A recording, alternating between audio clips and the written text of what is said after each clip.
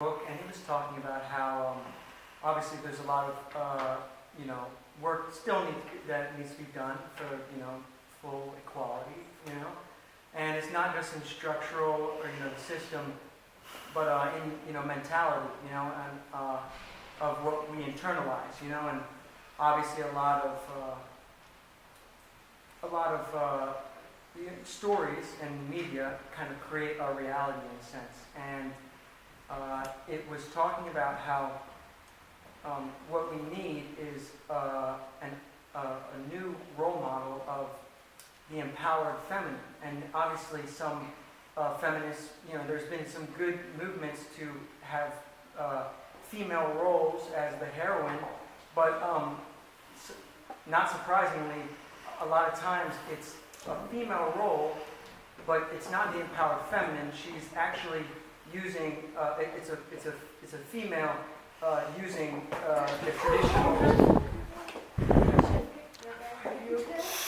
the traditional empowered masculine type of ways to be the hero of the story. And the one that comes to mind is like the Hunger Games. This is a female role, but she's not she's not giving an example of the empowered feminine, which this book is talking about is a very vital thing for us to kind of internalize, and as the stories kind of create reflection on our lives. I guess I'm not asking if this is what you guys are considering in your writing, but if you guys are in the movement that you're a part of, are considering the subtleties that are, I think, very important. Yes, I'll go first just because it's books, stories that you started with.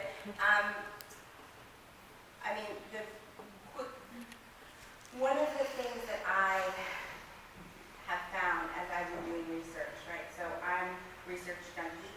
I love mythology. I worked at the Museum of Natural History as a tour guide for a while. I've had a lot of random jobs, but that was one of my favorites. And so I have kind of absorbed all of these stories and read Joseph Campbell, all of that kind of stuff. And one of the interesting things I found is that the idea of that, and one of the things Joseph Campbell talks about is, for those of you who may not be familiar, is the hero's journey. He went around all of these places, islands, countries, talked to everybody, gathered all of their stories, and he found a link, something that was the same in every story, and it was the hero's journey and what happens. And part of that journey is when he mapped it out so that you can kind of take that map and lay it on top of any story you read. It's in there. It's in The Lord of the Rings. It's in Star Wars. It's in everything. We've been telling the same story of the hero's journey for a really long time.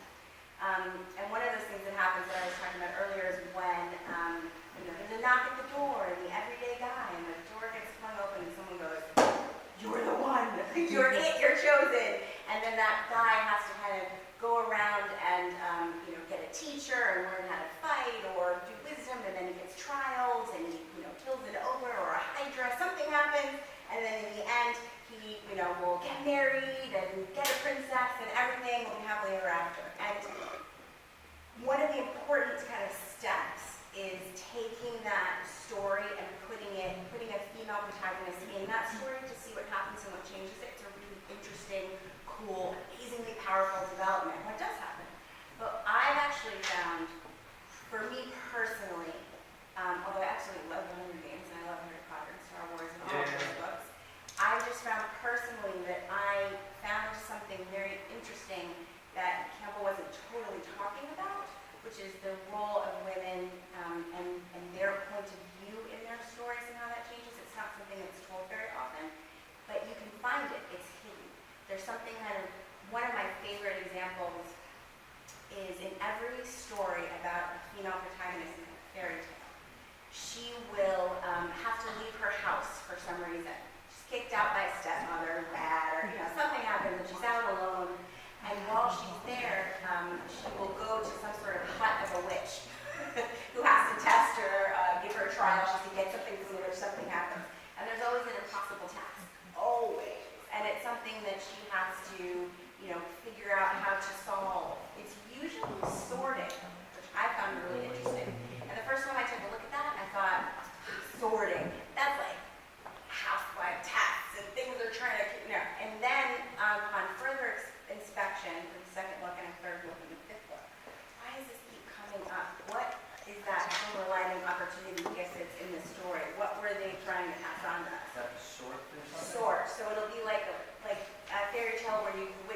must sort black beans from lentils and lift the straw, and it's a big, huge mess on the floor. And what can we do? It's like a Red Riding Hood Grimm's fairy tale kind of thing, and it shows up in Russian literature, it shows up all over the place.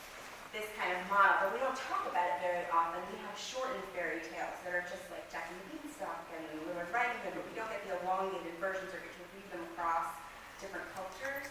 And the sorting is always something you have to do. I think even in Rumpelstiltskin, she has to do an impossible task. She has to, make straw in the bowl, whatever it is.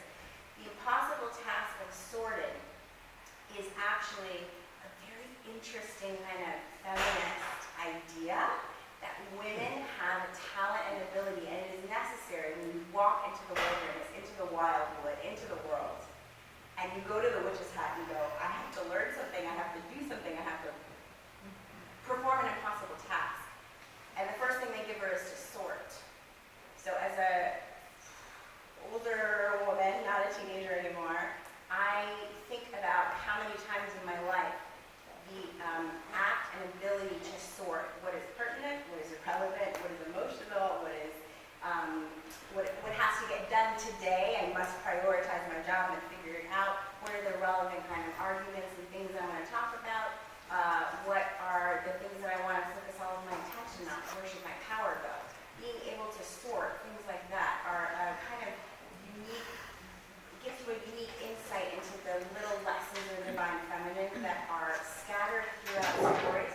We've never really had somebody kind of collectively put them together for us the way that Joseph Campbell had. So I feel like it's up to us, like we get this job to look through these old stories and find out what are these little jewels that serve and how. And I'm kind of trying to look through those stories to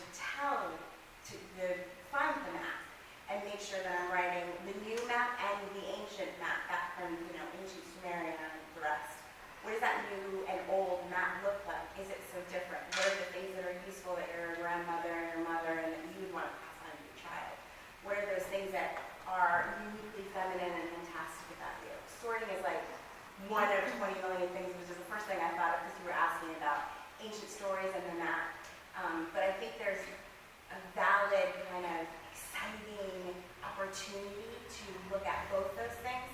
When you put a woman in a typical man's adventure hero's journey story, what happens? What do you learn from putting the female psyche in that environment? What happens? What are the differences? What are the similarities? Both are great. And what happens when you look for those things that are ancient and secrets that have been passed down in the story of the divine feminine? And what are the things that we need to add to that story that we're able to get included because they couldn't be hidden in the secret? But now that we have space and room and a little more power to tell our own stories, what do we want to tell? I find that super exciting, and it makes me jump out of bed in the morning and run to write and to research to figure out what else do we have to say?